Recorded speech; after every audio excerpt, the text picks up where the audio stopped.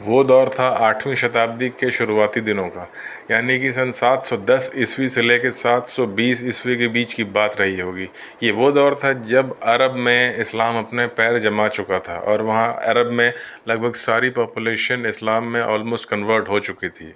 और वहाँ स्टेबल होने के बाद जो अरब का जो खलीफा था उसने अब पूरब की तरफ देखना शुरू किया, यानी कि अब उसकी नज़र जो है इंडियन सब कॉन्टिनेंट के सिंध प्रांत पे थी।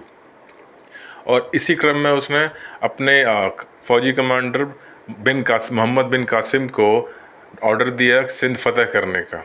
मोहम्मद बिन कासिम जो है अपनी एक बहुत बड़ी सेना लेकर जो है सिंध के दरवाजे तक पहुंचा। उस समय सिंध में हिंदू राजा दहीर का राज था।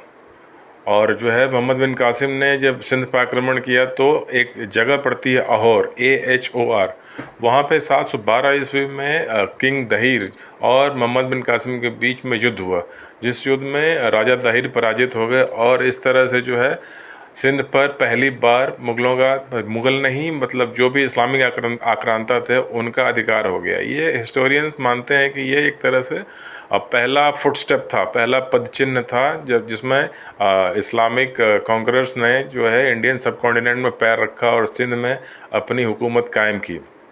उस समय वहाँ काफ़ी बड़ी संख्या में बौद्ध मठ और अलग अलग किले थे, उन सबको फतह कर लिया गया। और जो इस्लामिक परंपरा के अनुसार जो है वहाँ लूटपाट किए गए, मंदिरों और मठों को तोड़ा गया और जो है हिंदू स्त्रियों को वहाँ से जो है उठा के अरब के बाज़ारों में बेचा गया। 710 से लेकर लगभग 730 ईस्वी के बीच तक वहाँ पे इस्लामिक रूल कायम रहा। इसी दौरान एक और घटना हो रही थी, यानी 712 ईस्वी में भारतवर्ष में मेवाड़ में एक शूरवीर का जन्म हुआ जिसका नाम बप्पा रावल था। उसे महाकाल का अवतार भी कहते हैं। महाकाल के संग उनका नाम जोड़ा जाता है क्योंकि जो है वो कहा जाता है कि महाकाल के भक्त थे और उन्होंने अपने उद्घोष जयघोष में, युद्ध घोष में हमेशा महाकाल के नाम का जो है जयकारा लगाया था युद्ध घोष के लिए।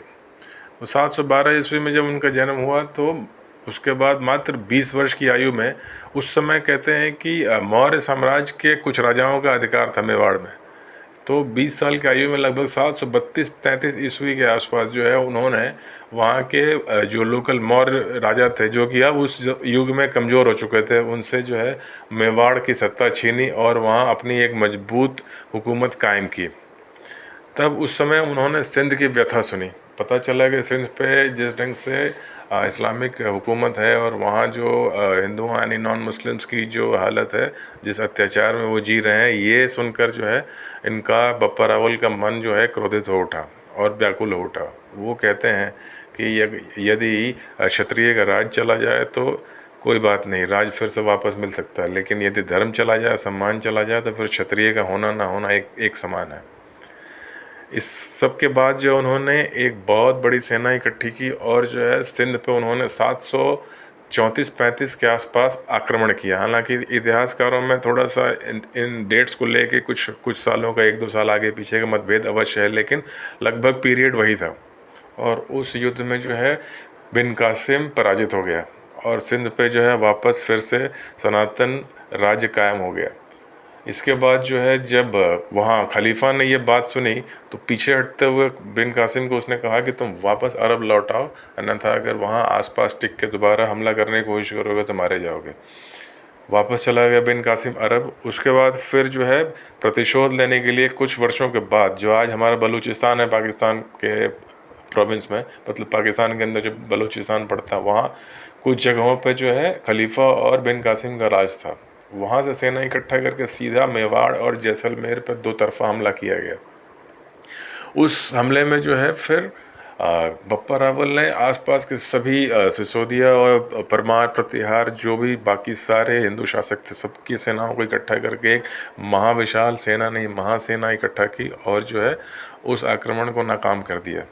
इसके बाद लोगों ने कहा कि जो है ये जो विषधर हैं, जो सांप निकल के हम पे हमला करते हैं, इनकी बिलें कहाँ हैं? तो वो बलूचिस्तान में और कुछ अफ़गानिस्तान के गजनी प्रांत में मौजूद थी, जहाँ से ये हमले हो रहे थे।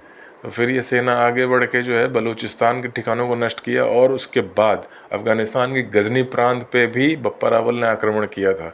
और वहाँ के जो राजा था, जो सुल्तान था, अफ़गानी सुल्तान, उससे मार डाला गया। और उसके बाद कहते हैं कि आतंक बप्पा रावल का मेवाड़ से लेके अफ़गानिस्तान और बलूचिस्तान तक कुछ इस कदर था कि गजनी और उसके आसपास के कई सारे इस्लामिक राजाओं ने जो है अपनी पुत्रियों का विवाह बप्पा रावल के साथ किया ताकि वो चैन के साथ जी सके और बप्पा रावल का आक्रमण उन्हें दोबारा झेलना ना पड़े। तो ये थी एक कहानी बप्पा रावल की। और उसके बाद हालांकि उनकी मृत्यु हो जाती है सन 753 में, यानी मात्र 40 वर्ष की आयु में।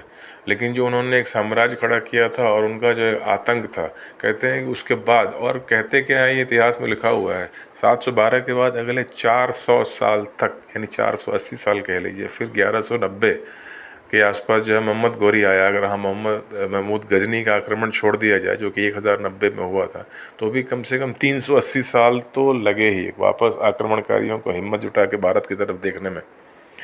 यानी 380 साल यानी 400 साल लगभग जो है सारे जो इस्लामिक जो इन्वेडर्स थे वो एक तरह से बप्पा रावल के आतंक से इंडिया से दूर रहे। तो ये, और उसी मेवाड़ में आगे चल के कई सारे राजा हुआ, यहाँ तक कि बप्पा रावल की ख्याति ऐसी थी कि महाराणा प्रताप ने भी जो है अपने मृत्यु के समय अपने सभी दरबारियों को और पुत्र अमर सिंह को बप्पा रावल की सौगंध दिलाई थी कि तुम मुग़ल साम्राज्य के खिलाफ जो है इस संघर्ष को जारी रखोगे।